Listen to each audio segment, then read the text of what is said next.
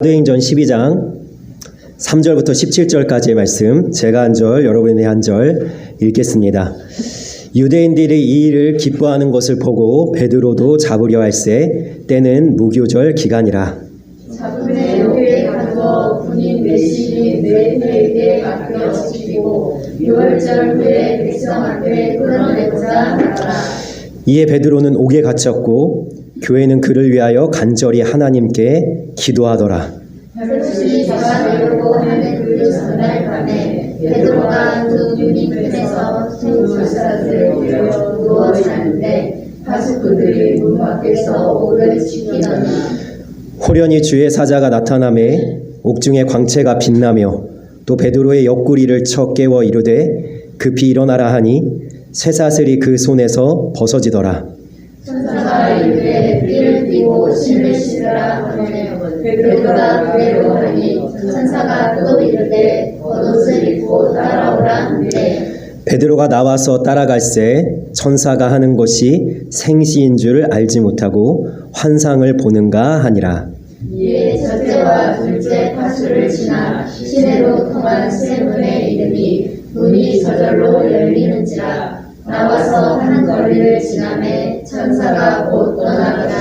이에 베드로가 정신이 들어 이르되 내가 이제야 참으로 주께서 그의 천사를 보내어 나를 헤롯의 손과 유대 백성의 모든 기대에서 벗어나게 하신 줄 알겠노라 하여 깨닫고 마가라 하는 요한의 어머니 마리아의 집에 가니 여러 사람이 거기에 모여 기도하고 있더라. 베드로가 대문을 두드린데 로데라 하는 여자아이가 영접하러 나왔다가 베드로의 음성인 줄 알고 기뻐하여 문을 미처 열지 못하고 달려 들어가 말하되 베드로가 대문 밖에 섰더라 하니 그들이 말하되 내가 미쳤다 하나 여자아이는 힘써 말하되 참말이라 하니 그들이 말하되 그러면 그의 천사라 하더라.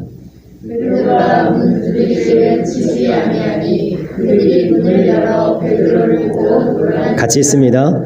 베드로가 그들에게 손짓하여 조용하게 하고 주께서 자기를 이끌어 옥에서 나오게 하던 일을 말하고 또 야고보와 형제들에게 이 말을 전하라 하고 떠나 다른 곳으로 가니라. 아멘. 이번 주가 아니라 그 지난주입니다. 그 지난주에 미주 디아스포라 다니엘 기도회가 열렸는데요. 그 일주일 동안 진행되던 그 다니엘 기도회의 두 번째 날, 아마 여러분들 다 아실 겁니다. 션이라는 가수, 우리 이제 교회 안에서는 션 집사님으로 불리는 분이 간증을 했어요. 네, 간증의 시작에 이런 예화를 하나 들었습니다. 백화점 주인이 보육원에 있는 아이들을 다 백화점에 초청을 했습니다. 얼마나 좋을까요? 수십 명의 아이들이 처음 백화점에 들어와서 진짜 눈이 휘둥그레져가지고 구경을 하는 거예요. 야, 이런 곳이 있구나, 세상에 이런 데가 있구나 이러면서 구경을 하는데 이 백화점 주인이 그 보육원 아이들을 다 데려다가 장난감이 가득한, 장난감 천국이죠. 아이들이 볼 때 장난감이 가득한 곳에 딱 데려다 놓고 수십 명의 아이들한테 이렇게 얘기했습니다. 오늘 너희들이 고르는 어떤 것이라도 좋으니 내가 너희들한테 주겠다. 골라와라.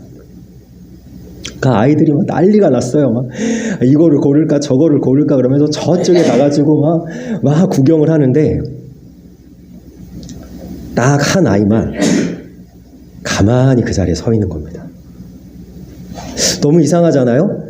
그래서 이 백화점 사장이 그 아이한테 눈높이를 맞추기 위해서 가만히 몸을 낮추고 눈을 딱 바라보면서 이야기를 했습니다.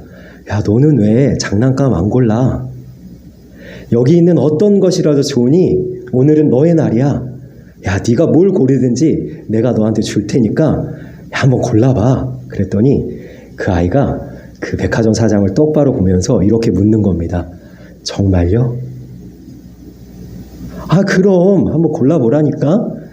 그랬더니 이 아이가 어떻게 하냐면요, 그 백화점 사장님의 다리를 꽉 붙잡더니 저는 사장님을 고를게요. 그래서 이 아이가 그날 백화점 사장에게 입양이 돼서 아들이 되고요. 그리고 나중에 백화점을 물려받게 됩니다. 저는 이 예화를 딱 듣고 나서 제 기도가 바뀌었습니다.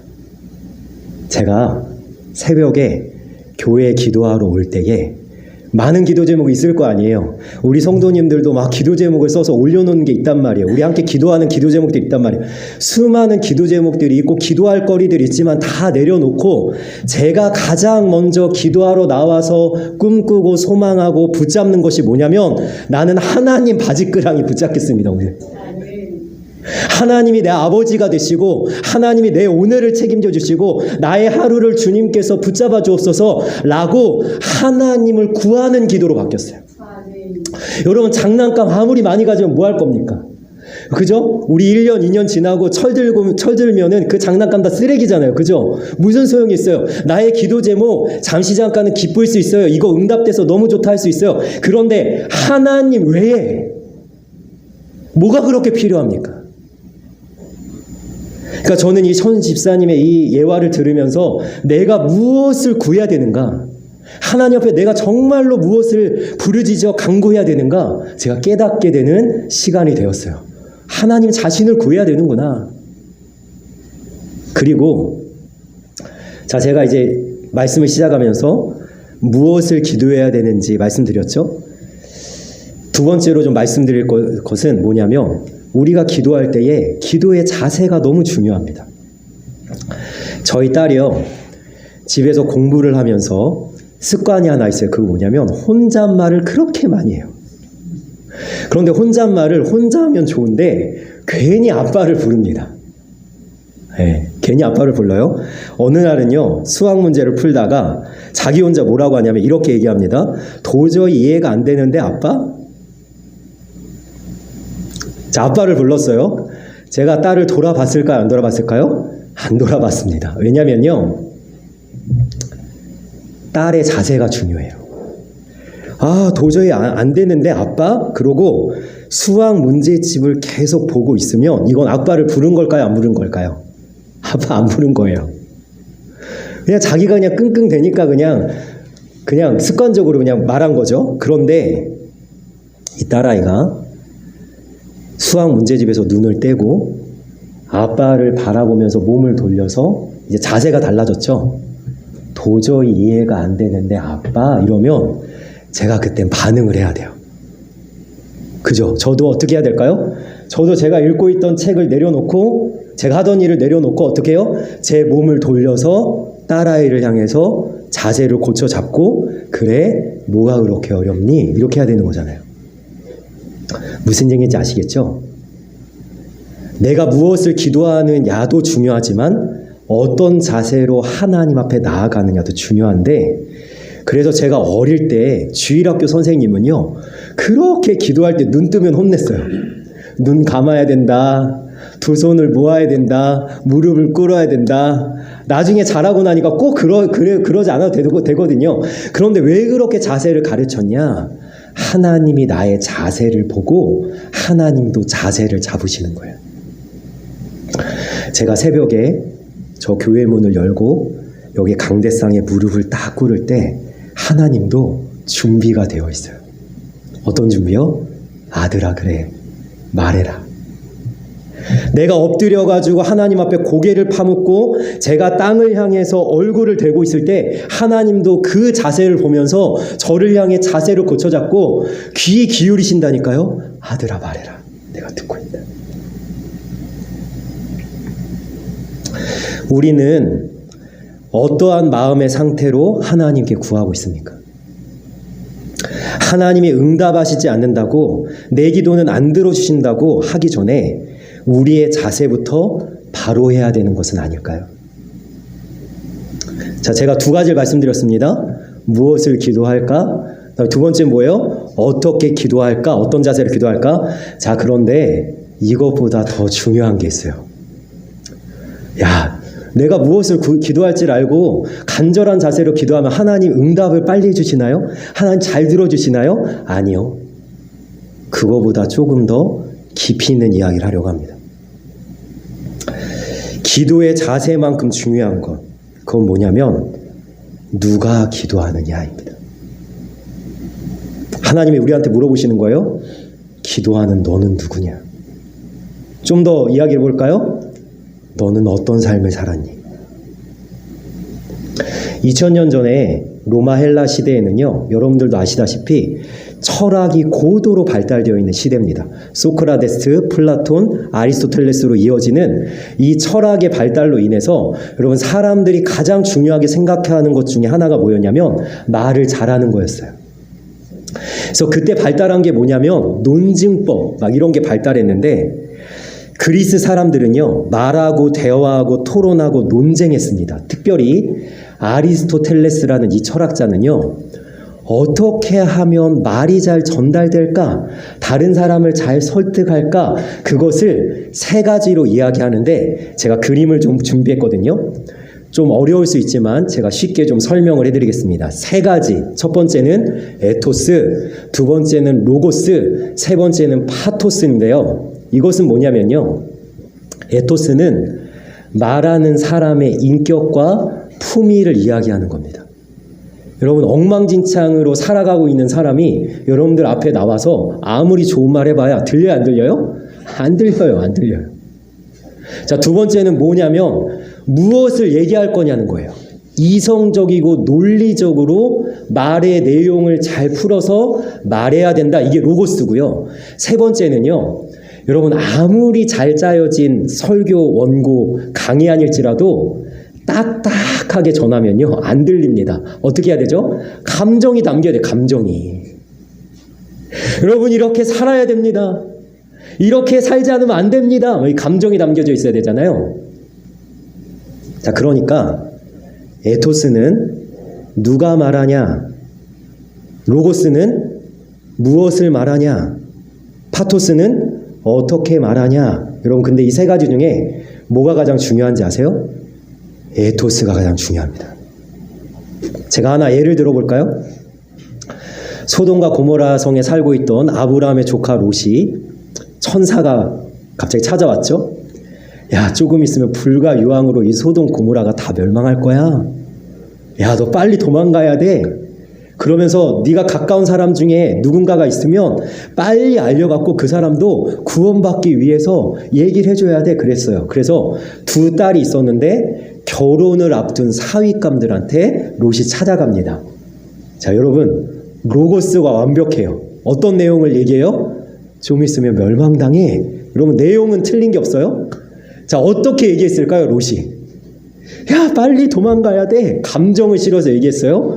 그런데 이 사위들이 어떻게 들었어요? 농담으로 여겼더라. 왜일까요? 롯이 얘기했기 때문입니다. 여러분 롯이 문제가 뭐였냐면 빨리 가야 되는데 안 가고 지체합니다.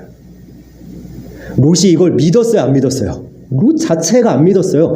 천사들이 억지로 끌어다가 성 밖에 내놔야 간신히 가고 그나마도 롯의 아내는 뒤를 돌아봐서 소금 기둥이 되는 거예요. 누가 말하냐? 여러분 보십시오. 내가 하나님 앞에 간절히 기도하는데 하나님이 나한테 묻는 거예요. 기도하는 너는 누구니? 내 앞에 간구하는 너는 어떤 삶을 살았니? 라고 물어보는 거예요. 그런데 내가 하나님이 들어주실 만한 사람의 모습이 없다면, 내 삶이 받쳐주지 않으면 하나님이 귀를 기울이실까요? 시편 15편 1절부터 한번 말씀을 보도록 하겠습니다. 먼저 1절만 먼저 읽어보겠습니다. 1절만 같이 읽겠습니다. 시작. 여호와여, 주의 장막에 머무를 자 누구오며 주의 성산에 사는 자 누구오니까. 아멘. 하나님은 과연 어떤 자의 기도를 들어주시는가? 어떤 자의 삶을 돌보시는가? 가만히 보니까 2절 3절 읽어보겠습니다. 시작. 정직하게 행하며 공의를 실천하며 그의 마음에 진실을 말하며 그의 혀로 남을 허물하지 아니하고 그의 이웃에게 악을 행하지 아니하며 그의 이웃을 비방하지 아니하며. 아멘. 하나님은 이런 자의 기도를 들으시는 거예요. 우리의 모습은 어떻습니까? 하나님께 기도했을 때 받으실 만한 모습입니까? 여러분, 제가 오늘 왜 이렇게 기도로 시작하냐면 오늘 말씀이 기도에 대한 내용이거든요. 그런데 이 기도의 내용을 우리가 살펴볼 때 너무나 요즘에 유행하는 말로 우픈 이야기입니다. 우픈 이야기. 지난주에 우리가 살펴본 말씀은 어떤 말씀이었냐면 예수님의 12 제자 중에 사도 야고보가 헤롯 왕에 의해서 찬수형의 순교를 당합니다. 너무 안타까운 일이죠. 그런데 유대인들이 막 기뻐하는 거예요. 환호를 지르는 거예요. 그러니까 헤롯 왕이요, 야 그럼 베드로도 죽이자. 그러고 6월절이 지나면 베드로도 죽이려고 감옥 깊숙한 곳에다가 사슬에 메어놓고 파수꾼을 겹겹이 세워놓고 도저히 도망갈 수 없게 딱 만들어 놓은 다음에 뭐 내가 죽일 거야 이러고 벼르고 있는데, 여러분 보십시오. 교회가 어떻게 합니까? 베드로를 구원해달라고 간절히 기도하고 있습니다. 그럼 어떻게 기도했다고요? 간절히 기도하고 있어요. 그런데 문제는 뭔지 아십니까? 자, 15절 말씀. 자, 15절 말씀 같이 읽겠습니다. 시작. 그들이 말하되 내가 미쳤다 하나 여자아이는 힘써 말하되 참말이라 하니 그들이 말하되 그러면 그의 천사라 하더라. 아멘. 여러분, 베드로가 하나님이 보내주신 천사로 인해서 모든 파수꾼은 잠들고 사슬은 풀리고 감옥문은 겹겹이 되어 있는 감옥문 다 열려서, 여러분 베드로가 딱 구원을 받아서 교회가 성도들이 기도하고 있는 곳에 문을 두드려요. 대문을 두드려요. 그랬더니 로데라는 여자아이가 뛰쳐나왔다가 자, 베드로의 음성을 알아듣고 어떻게 합니까? 미처 문을 열지 못하고 기도하는 사람한테 돌아간 거예요. 거의 엄마도 있을 거예요. 아마 엄마도. 베드로가 왔어요. 그랬더니 기도하는 사람들이 뭐라 그랬다고요? 네가 미쳤다.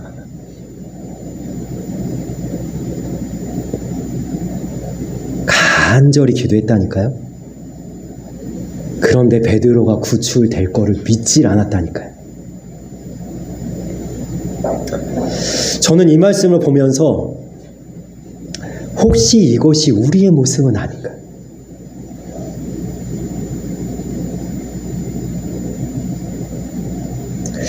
한국 교회는요, 전 세계에서 유례가 없을 정도로 기도를 많이 하는 성도들이 있습니다. 전 세계에 새벽 기도는 우리나라밖에 없고요. 철야 기도도 우리나라밖에 없고요. 기도원이 이렇게 전국 곳곳에 세워진, 산마다 세워진 나라도 우리나라밖에 없습니다. 여러분, 제가요, 이 청년 다니엘 기도회 때 하준 파파라는 분이 간증을 했는데 제가 그거를 듣다가 무릎을 탁 쳤는데요. 이분이 뭐라고 하냐면요, 애초부터 선교사들이 와가지고 새벽 기도를 만든 게 아니래요. 애초부터 와가지고 금요기도에 철야기도에 밤새 기도하는 걸 만든 게 아니래요. 그때요, 복음이 처음 들어왔을 때 우리나라가 얼마나 가난했습니까? 얼마나 먹고 살기 힘들었습니까? 얼마나 사람들이 하나님께 간절했습니까? 그러니까 기도를 하다 새벽 기도가 만들어진 거고요. 기도를 하다 철야 기도가 만들어진 거고요. 기도를 하다 이제는 안 되겠다, 산에 올라가자, 소나무를 뽑자, 그래가지고 기도원이 세워진 거래요. 기도하다. 제가 그걸 생각하면서 너무 마음에 감동이 되는 거예요, 여러분. 한국교회가 그랬다니까요. 그런데 간절하게 기도하는 가운데 과연 믿음이 있는가? 그럼 이 부분에 대해서 우리가 한번 점검할 필요가 있는 거예요. 여러분, 대부분의 사람들은요, 열심으로 자기의 믿음을 증명하려고 해요. 내가 얼마나 열심히 하는지 알아? 내가 얼마나 매주 교회에서 사는지 알아? 내가 얼마나 봉사 많이 하는지 알아? 그런데 그 사람이 정말 믿음이 있어서 하는 것인지, 그냥 열심히 하는 것인지는 겉으로 봐서는 모릅니다. 여러분, 예수님 당시에 가장 열심히 있었던 사람들이 누구예요? 바리새인들, 종교 지도자들이요. 최소의 11조까지 틀림없이 하나님께 드리고요. 시장에서 문안받는 것과 하루에 3번 기도하는 것과 때마다 금식하는 거, 여러분 사람들이 알아줄까 해서 머리를 풀어헤치고 베옷을 입어가면서 슬픈 기색을 띠면서 나 금식해, 나 금식해. 예수님 뭐라 그러셨어요? 이 외식하는 자들아, 너희들이 겉으로는 간절함이 있는 것 같으나, 다시 이야기하면 경건의 모양은 있는 것 같으나 그 안에 정말 담겨져 있어야 될 경건의 능력, 믿음은 정말 너희들이 가지고 있는가? 예수님이 신랄하게 이야기를 하고 있습니다. 그럼 오늘 주일 예배 너무나 잘 오셨어요. 잘하신 거예요. 그러나 이것이 꼭 내 믿음을 증명하는 것이 아님을 명심하시길 원합니다. 내 예배 가운데 내 전심과 중심과 심령이 다 담겨 하나님께로 상달되어 흠양되어 있는지가 우리의 믿음을 보여주는 것이에요. 내가 여기에 나와 있다, 말씀을 듣고 있다가 내 믿음을 증명하는 것이 아니라 그 안에 뭐가 담겨 있는가? 우리의 예배는 어떻습니까? 우리의 중심은 어떻습니까? 여러분, 우리 한국교회는요, 그동안의 열심을 가진 그 믿음의 신앙의 어머니들과 그 다음에 교회를 향해서 정말 충성을 맞이하지 않은 중직자들이 엄청나게 많았어요. 지금도 그분들이 교회를 끌어가고 있어요, 사실상. 그런 헌신된 성도들이 곳곳에 있습니다. 그런데 왜 한국교회는 내리막이라고 하는 걸까요? 왜 한국교회가 지금 쇠퇴기를 걷고 있다고 이야기하는 걸까요? 제가 지난주에도 너무나 여러분 간곡하게 말씀을 드렸지만 왜 다음 세대는 교회를 떠나가고 있다고 이야기하고 있을까요? 여러분 가만히 생각해 보면 간절함은 있는데, 열심은 있는데, 정작 하나님이 일해 주실 것이라는 믿음, 주님이 지금도 역사하신다는 믿음, 여전히 다음 세대를 불러 우리 같은 부흥을 경험하게 하실 수 있다는 전능하신 하나님에 대한 신뢰가 우리 가운데 사라지고 있는 것은 아닌가? 말씀대로 살면 된다, 믿는 자에게는 불가능은 없다, 머리로는 알고 구호로는 외치는데, 슬로건으로 걸어놓고 여기저기 현수막으로는 걸려 있는데, 우리 안에서 그 살아있는 말씀에 대한 굳건한 믿음이 시들시들해져서 한국교회도 시들해지고 있는 것은 아닌가, 이런 생각이 좀 듭니다. 우리는 진짜 믿음을 회복해야 합니다. 열심으로 믿음을 증명을 했던, 거칠애로 우리가 가진 믿음을 보여주려 했던 그런 형식적인 모습보다는 정말 내 안에 믿음이 있는가 단단히 시험하여 보고 자신을 철저히 돌아볼 줄 아는 우리의 모습이 있기를 원합니다. 여러분, 코로나 때 예배를 전면적으로 드리지 못할 때 우리 한국교회의 민낯이 드러나지 않았습니까? 그렇게 열심히 있다 여겼던 한국교회, 세계 속에서 가장 뜨겁다고 소문났던 한국교회가 실제 모습은 어떤지 우리는 분명하게 보지 않았습니까? 수많은 성도들이 교회를 떠났고, 제가 아는 분들만 해도 많은 이들이 아직도 현장 예배를 회복하지 않고 있는 것을 볼 때에 이것이 한국교회의 믿음의 현주소구나 뼈저리게 느끼게 됩니다.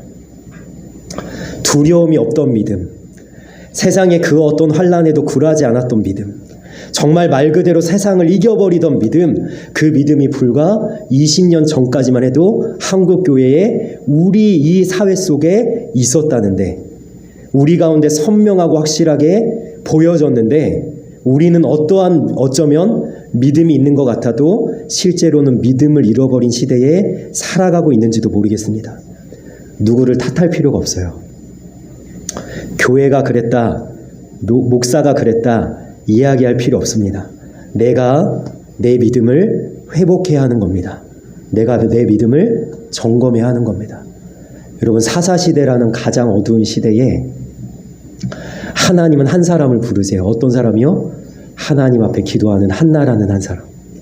그 한나를 통해서 사무엘이라는 한 사람을 통해서 하나님 빛을 비춰주기 시작합니다.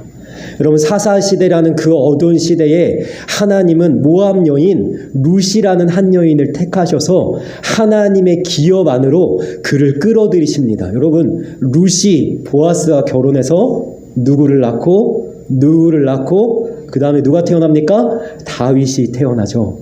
여러분, 하나님이 다윗의 시대를 준비하셨어요. 어둠 속에. 여러분, 이 어둠의 시대 속에 내가 믿음으로 똑바로 서 있다면, 내가 믿음의 자리를 잘 지킨다면 내가 이 시대의 한나가 될 수 있고, 내가 이 시대의 사무엘이 될 수 있고, 내가 이 시대의 모압 여인 룻이 될 수 있다는 거예요. 내가 빛을 비출 수 있는, 이 어둠을 물러가게 하는 하나님의 놀라운 사람으로 쓰임받을 수 있기를 주님의 이름으로 간절히 소망합니다. 여러분, 또 하나의 모습이 있는데요. 자, 우리 14절 한번 읽어볼까요? 네, 우리 14절 말씀 같이 읽겠습니다. 시작. 베드로의 음성인 줄 알고 기뻐하여 물을 미처 이르지 못하고 달려 들어가 말하되 베드로가 대문 밖에 섰더라 하니. 아멘.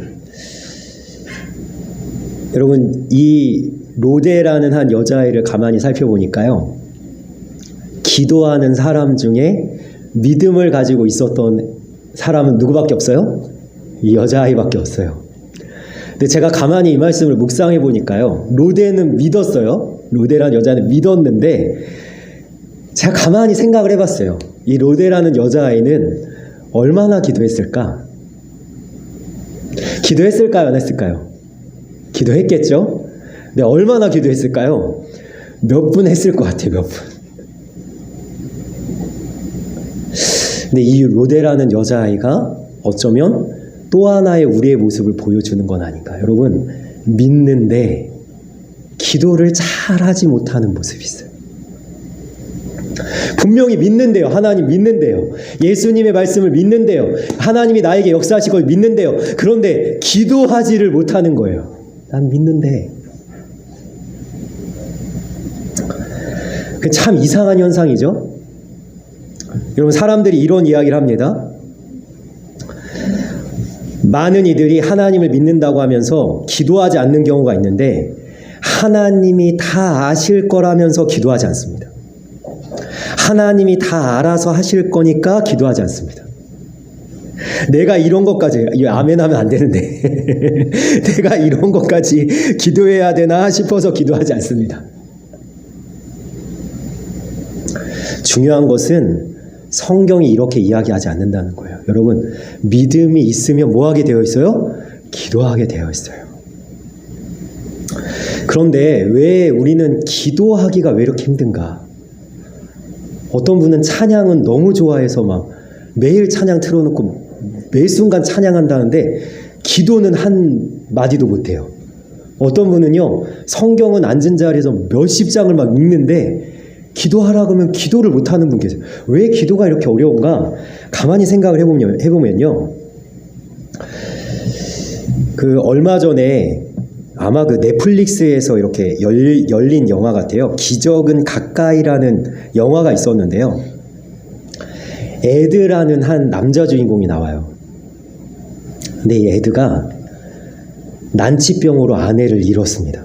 아내가 먼저 세상을 떠나는데 얼마 뒤에 첫째 딸이 있고 둘째 딸이 있는데, 이 둘째 딸이 담소 폐쇄증으로 1년 안에 간이식을 받지 못하면 죽을 위험에 처하게 돼요. 그럼 원래 에드가요, 자기 아내와 함께 교회를 열심히 나가면서 신앙생활하고 기도했던 사람이었는데, 아내가 세상을 떠나고 둘째 딸이 이 간이식을 받아요. 여러분, 우리나라 간이식과 미국에서의 간이식은 다릅니다. 왜냐하면 우리는 의료보험이 잘 돼 있는데, 거기는 간이식 수술을 받으려면 비행기가 있어야 되고요, 그리고 천문학적인 액수에 돈이 필요합니다. 보험이 안 돼요. 그러니까 이 사람이요, 하나님한테 완전히 실망해서 교회도 안 나갈 뿐더러 기도를 한참 동안 하지 않는 거예요. 삐진 거죠, 하나님한테. 근데 엄마의 기일이 됐어요. 이제 엄마가 돌아가신 기일날이 되어서 첫째 딸과 이 아빠 에드가 나무 기둥에 다 기대서 이제 이렇게 앉아 있는데 첫째 딸이 아빠한테 이렇게 묻습니다. 아빠, 하나님께 화났어요? 그래서 우리는 더는 하나님께 기도 안 해요? 아빠가 묵묵부답이에요. 눈은 너무 슬픈데 아무 말도 하지 않아요. 근데 첫째 딸이 이렇게 말을 이어갑니다. 괜찮아요. 누구나 가끔 화를 내니까요. 그래도 하나님과 얘기는 하세요. 그러니까 아빠가요, 이제 이렇게 가만히 있다가 네가 먼저 하렴 그랬어요. 그래서 이 딸이요, 하나님한테 인사를 합니다. 안녕하세요 하나님, 애슐리와 아빠예요. 그리고 아빠한테 귀에다 대고 속삭여요. 무례하게 그러지 말고 인사하세요. 그 아빠가요, 입이 안 떨어지는 거예요. 근데 마지 못해가지고 하이, 안녕하세요. 첫째 딸이 이렇게 기도합니다. 하나님이 그리워요. 그리고 동생 미셸이 걱정이에요. 여러분, 왜 나는 기도가 안 될까? 믿음은 있는 것 같은데 나는 왜 기도가 잘 안 될까 싶을 때 여러분, 문제는 딱 하나예요. 하나님하고 사이가 안 좋아서 그래요. 여러분, 아무리 부부가요 수십 년을 같이 살았어도요 사이가 안 좋으면 대화해요, 안 해요? 대화 안 합니다. 여러분, 무슨 대화할 게 있어요? 사이가 안 좋은데, 저 사람 꼴도 보기도 싫은데. 여러분, 근데 우리가 하나님께 기도하지 않는 거 다른 이유가 없어요. 게을러서도 아니고 시간이 없어도 아니고 바빠서도 아닙니다. 하나님하고 내가 할 얘기가 없는 거예요. 사이가 좋으면 하나님을 매 순간 찾겠죠. 아빠 도와주세요. 아빠 나한테 좀, 나와 함께 해주세요. 하나님 이것 좀 해결해 주세요. 하나님을 시도 때도 없이 부르겠죠. 제가 얼마 전에, 몇 주 전에 부익부 비니비라는 그 말씀을 좀 나눴는데요. 제가 미디어 금식, 극단적 미디어 금식을 시작하면서 놀라운 변화가 하나 생겼어요. 제가 2주 정도 지났거든요. 제가 사실은요, 미디어 금식을 시작한 것은 무슨 뭐 기도를 열심히 해야 되겠다, 간절히 하나님께 부르짖다, 이런 마음이 없었습니다. 뭐였냐면요, 하나님이 저한테 소망을 주신 게 있어가지고 그 소망을 하나님께서 이루어 주시려면 내가 세상의 것을 끊고 주님만 바라봐야 이 소망 이루어지지 않을까, 사실은 굉장히 이기적인 욕심 때문에 그걸 시작했는지도 몰라요.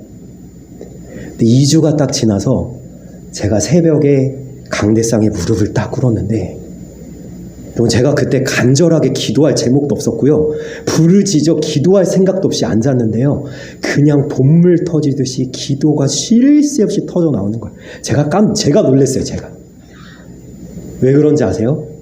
하나님하고 저하고 사이가 좋아진 거예요. 하나님하고 저하고 쌓여 있었던 그 사이에 있었던 세상 것이 다 사라지고 제가 주님만 바라보는 온전한 시간을 2주 정도 보내기 시작하니까 이제는 기도를 열심히 해야 되겠다, 간절히 해야겠다, 필요 없어요. 그냥 하나님 앞에 나오기만 하면, 무릎을 꿇기만 하면 막 그냥 기도가 쏟아져 나오는 거예요. 하나님의 마음이 느껴지고 하나님이 나한테 감동을 주시고 음성을 들려주시고 말씀하시고, 얼마나 하나님과 내 사이가 좋은지. 여러분, 기도가 막혔다, 기도가 안 된다, 어떻게 하면 됩니까? 하나님하고 나의 사이로 회복하셔야 돼요. 관계를 여러분 제대로 맺으셔야 돼요. 세상 것을 좀 끊으시고 하나님 앞에 집중하셔야 됩니다. 여러분, 기도는 왜 하는 겁니까? 기도한다는 것은 이 인간이 어떠한 경우에도 스스로의 힘으로 살 수가 없고 모든 경우에 하나님을 의지해야만 살 수 있다는 것을 고백하는 일입니다. 기도하는 사람은 하나님께서 간섭하시는 삶을 삽니다. 우리는 기도할 때 하나님께서 우리의 삶에 간섭하시고 참여하시기를 간구합니다. 그래서 기도하는 사람은 홀로 사는 것이 아니라 하나님과 함께 삽니다. 기도하는 사람은 하나님의 삶을 삽니다. 하나님께서 대신 살아주십니다. 기도함으로써 인간은 지상에서 살 수 있는 최고의 삶을 살며 또한 천상의 삶을 살게 됩니다. 여러분, 그래서 저는 권면합니다. 베드로를 위해서 간절히 기도했던 사람은 믿음이 없이 기도했어요. 로데라는 여자아이는 믿음은 있는데 오래 기도하지 못했어요. 그럼 우리가 해야 될 단 한 가지는 무엇입니까? 오늘 말씀의 제목처럼 믿음을 가지고 기도하는 거예요. 여러분, 믿음을 가지고 기도하는 건 어떤 모습인가? 제가 지난주에 김태훈 선교사님을 소개를 해드렸는데요. 이분은 서울대 의사였고 그 다음에 외과를 나왔는데, 여러분, 이 사람은 유일무이한 사람이에요. 외과는 원래 복수 전공하지 않는데 이분은 선교에 필요할까 하여 간이식 수술 전공 2년, 그 다음에 소아과까지 2년을 해서 복수를 땁니다. 복수 전공을 딱 따요. 이 전무후무한 사람이에요. 이분 이런 경우가 없는데 이분이 딱 그걸 따고요. 18년, 여러분 아시죠? 의과대학 가서 대학원 인턴 다 해서 18년 인턴 딱 마치고 교수의 자리에 다 가야 돼. 이제는 앞이 쫙 열려 있어요. 제가 지난주에 얘기했죠. 이분이 모든 멘토들에게, 자기를 초청하는 병원과 선배와 교수들에게 나는 갈 곳이 있습니다. 도대체 어디냐? 어디서 너한테 오퍼를 했냐? 막 그러면서 얘기를 했어요. 저는 아프리카를 갑니다.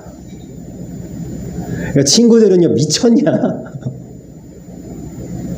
네, 여러분, 이분이 에티오피아를 갔는데, 제가 지난주에 여기까지 얘기했어요. 1년 3개월 만에 파킨슨병 판정을 받습니다. 여러분, 의사의 생명이 끝났어요. 수술을 더 이상 할 수 없어요. 이분이 이렇게 고백합니다. 하늘이 다 노래지고 사방이 다 막힌 것 같고, 주님, 제가 대학교 1학년 때부터 주님을 향해 달려왔는데, 주님만 보고 달려왔는데 이게 나의 끝인가요? 저의 부모님도 장로님, 권사님이신데 이제 들어와서 몸 관리하고 살아라 하셨습니다. 그치만 주님을 아는 지식이 저를 붙들어 주더라고요. 주님에게 무슨 뜻이 있을 것이라는 생각을 놓을 수가 없었습니다. 주님께 기도했어요. 주님이 뭐라고 하시는지 듣기 전에는 나는 돌아갈 수 없다. 주님이 내게 들려주시는 음성을 듣기 전에는 나는 판단할 수 없다. 그 새벽에 아침에 공원에 나갔을 때 나뭇가지 밑에서 소나기가 내렸어요. 막 소나기가 내렸는데요. 그 소나기가 내리는 그 아침에 주님이 음성을 들려줬습니다. 소나기가 와도 집으로 가지 않아도 돼. 그 한마디 때문에 제가 지금도 에티오피아에 있습니다. 주님이 저에게 소나기라고 얘기해 주셨어요. 소나기가 좀 오래 지속되는 경향은 있습니다만 주님은 제게 이것은 세상 무너지는 일이 아니라고 말씀해 주셨습니다. 그래서 저는 주님이 불러주신 에티오피아로 다시 돌아와서 일상으로 복귀했습니다. 이것이 믿음으로 하는 기도예요. 내 뜻대로 마옵시고 아버지 뜻대로 하옵소서. 오늘 말씀에서 우리는 기도의 능력을 봅니다. 교회가 간절히 베드로를 위해 기도할 때 설사 그것이 믿음이 부족한 기도였다고 할지라도 하나님께서는 역사하십니다. 천사를 보내 옥문을 열고 베드로를 무사히 구출하신 것입니다. 기도에는 힘이 있습니다. 기도의 능력을 믿으십시오. 기도하실 때 믿음을 가지고 기도하시길 원하고, 내가 정말 믿음을 가지고 있다면 꼭 기도의 자리로 나아가 매일 매순간 하나님 앞에 간절히 기도하는 모습이 있기를 원합니다. 우리의 모든 기도를 통해 하나님께서 오늘 말씀처럼 놀랍게 역사해 주시기를 주님의 이름으로 간절히 소망하며 축원합니다. 아멘. 기도하겠습니다. 살아계신 하나님, 베드로가 교회의 간절한 기도를 통해 이렇게 무사히 구출되는 장면을 보면서 우리는 두 종류의 사람을 봤습니다. 간절히 기도하지만 믿음이 없던 사람들, 믿음은 있지만 오래 기도하지 못했던 한 여자아이를 우리가 봅니다. 하나님, 우리가 어쩌면 간절히 기도하는데 믿음이 없을 수 있고, 믿음이 있는데도 기도하지 않는 자일 수 있습니다. 하나님, 우리의 믿음의 모습, 기도의 자세를 한번 돌아보게 하여 주시고, 오늘 말씀에 나오는 교훈처럼 믿음을 가지고 있다면 기도할 수 있는 하나님의 복된 영혼들 다 되어지게 하여 주옵소서. 그래서 우리가 기도 응답의 역사를 경험하게 하여 주시고 하나님이 반드시 우리의 기도를 들으시고 함께 하신다는 사실을, 그 은혜를 우리가 누리며 살아갈 수 있도록 주님께서 인도하여 주옵소서. 감사하며 예수님의 이름으로 기도합니다. 아멘.